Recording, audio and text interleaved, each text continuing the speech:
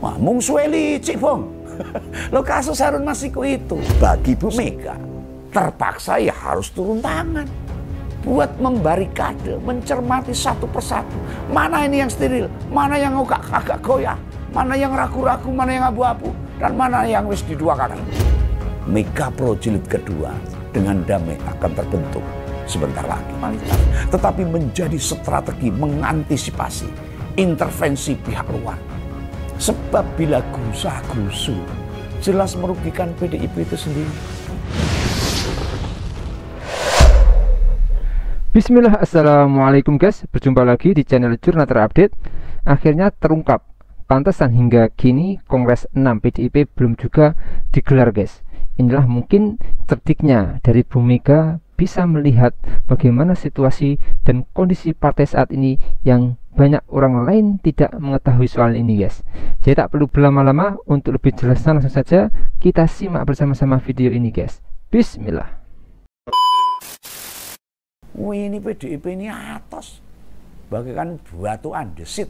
Tidak bisa dengan mudah dihancurkan. Ditambah ketakutan-ketakutan mereka akan masa depan PDIP. Kapabilitas Mas Hasto itu di rata-rata petinggi partai mungkin tiada lawan.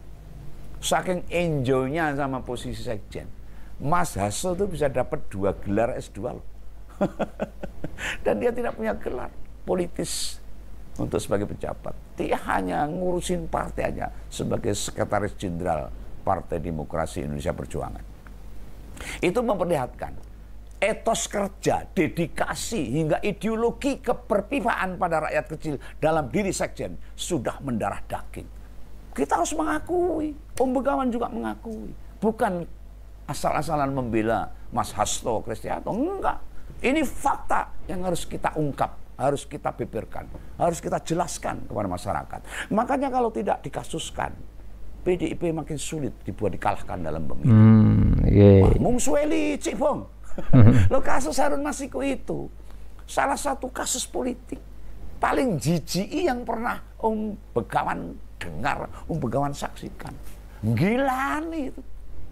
Ada orang yang di persidangan maupun di penyidikan disebut bolak-balik, tapi nggak pernah sekalipun dipanggil KPK untuk dikonfrontir. Jijik ini. Nah, saksi sampai penyidik maupun bekas penyidik nyebut nama ex ketua KPK Firly Bahuri sok wis ping 50 buntet bola-bali.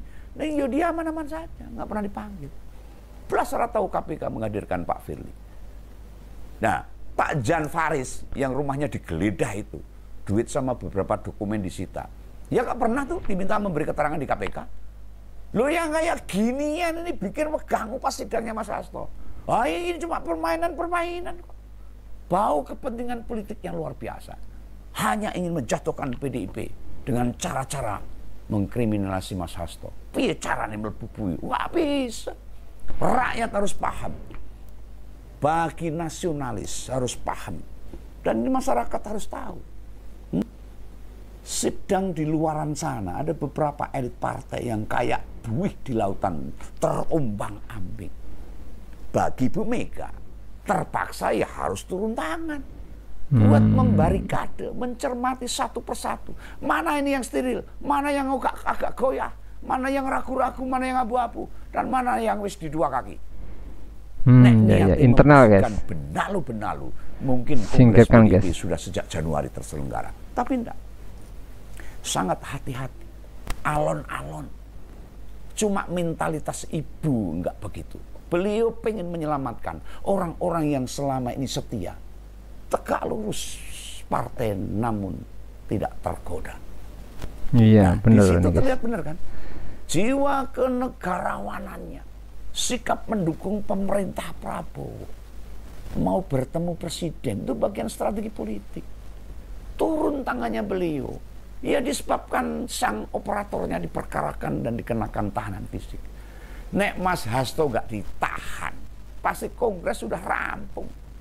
Rasa cinta ibu pada para kadernya, entah yang baru entah lama, itu sama besarnya.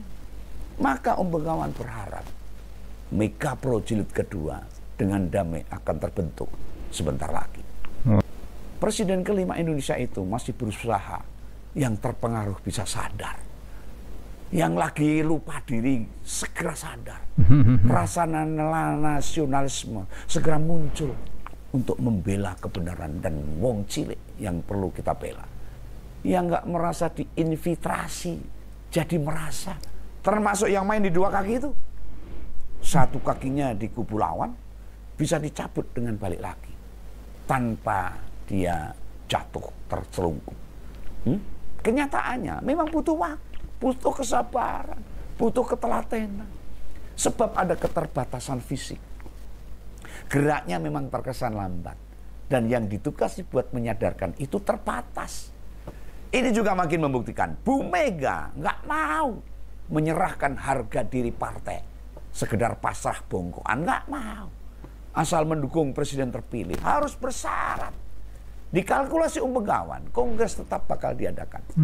Tapi sifatnya begitu mendadak, tidak berlangsung lebih dari 2 hari. Ini perkiraan Begawan loh. Ini bukan perkara formalitas, tetapi menjadi strategi mengantisipasi intervensi pihak luar. Sebab bila gerusa-gerusu, jelas merugikan PDIP itu sendiri. Ada banyak bukti nih, kekuatan luar yang pengen PDIP itu lemah, pengen PDIP itu ambruk, hancur. Itu banyak banget. Mereka berkepentingan buat mengerdilkan Banteng. Cawe-cawe pihak luar, campur tangan, serta pengaruh lawan masih diupayakan, nggak berdampak ke soliditas internal. Bu Mega turun tangan untuk masalah ini. Dalam pilkada serentak kemarin, kita bisa melihat sebuah anomali, peristiwa yang sulit dinalar maupun dikomparasikan dengan berbagai teori politik. Itu gak ada yang cocok, gak gatuk, gak met, bertentangan semuanya. Di kota Solo dan Semarang, cetok banget. Di 2 kota ini, hasil pilgub sama pilwakot itu berkebalikan. Di Solo pilwakot PDIP kalah, namun di pilgub itu menang. Di Semarang itu, pilwakotnya menang, namun pilgub bisa kalah. Padahal kondisinya di 2 kota itu sama-sama ada di Jawa Tengah. Jumlah kandidatnya ada 2 persis pasangan gubernur. Kok bisa hasilnya berkebalikan? Ini sesuatu yang janggal dan perlu kita pikirkan. Sebagai seorang politisi harus paham hal-hal ini. Kenapa? Secara nalar, bila pilwakot menang, mestinya pilgub harus sesuarakan, linear. Iya sih, benar itu guys. Atau sebaliknya. Nek pilwakot kalah, pilgub jelas kalah. Jelas salah. Padahal jelas kalau kalah. diusung PDIP, nomor urutnya ya sama dengan pilgub. Gimana masuk akalnya? Kandidat PDIP di wali kota yang dipilih sedang di tingkat provinsi milih gubernur yang bukan dari PDIP atau sebaliknya. Itu politik yang tidak lumrah saat ini.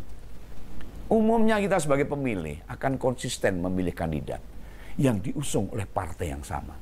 Ditambah yang bertarung di kota Semarang, di kota Solo, sama calon gubernur. Itu tidak ada satupun yang incumbent. Posisi Gus Yassin yang mendampingi Pak Lutfi itu bukan faktor penentu. Andai beneran faktor penentu, mengapa di kota Solo pasangan Lutfi sama Gus Yassin, kenapa suaranya kalah sama Andika dan Mas Hendy? Nah, peristiwa pilkada serentak di 2 kota di Jawa Tengah itu sebagai contoh membuktikan betapa kuatnya cara intervensi pihak luar ke kader dan simpatisan PDIP. Itu baru satu faktor, belum faktor yang lain. Wah, durasinya saya tahu. Intinya gue bilang, sehingga membuat Bu Mega secara perlahan, mau bagaimanapun Bu Mega tidak akan mengorbankan siapapun untuk dijatuhkan. Marwah harga diri partai akan dijaga sepenuhnya oleh Mbak Mega dan jajarannya. Sebab yang bikin rusak itu pihak luar. Ini cara beliau buat pendidikan politik yang baik, buat pejabat struktural partai. Biar di masa mendatang kemampuan membaca politik bisa jauh lebih matang. Dan ini yang harus dipahami oleh banyak kader dan simpatisan. Walaupun Begawan sudah bukan kader partai apapun, mencoba membaca dengan jernih saja atas apa yang terjadi di Partai Demokrasi Indonesia Perjuangan ini. Semoga bisa dimengerti oleh orang-orang Partai Merah. Jadi itu guys yang disampaikan oleh Begawan soal analisanya mundurnya Kongres PDIP ini sangat menarik sekali guys. Memang hingga kini Kongres PDI Perjuangan belum juga digelar. Hal itu ternyata disebabkan pembenahan di internal yang masih dilakukan. Itu diungkap langsung oleh Bendum PDIP Oli Dondo Kambe. Menurutnya, dia menyebut hal itu dilakukan demi Kongres berjalan aman nantinya. Dia menyebut Ketum Megawati Soekarno Putri selalu melihat situasi dalam menggelar Kongres, guys. Menurutnya saat ini memang partai PDIP baru selesai pilkada. Ada hal yang harus dibenahi, internal dan lain-lain, supaya Kongres itu bisa berjalan dengan aman. Namun, Oli memastikan bahwa Kongres PDIP pasti digelar tahun ini. Dia juga menyebut tidak menutup kemungkinan jika Kongres bisa terselenggara pada akhir tahun.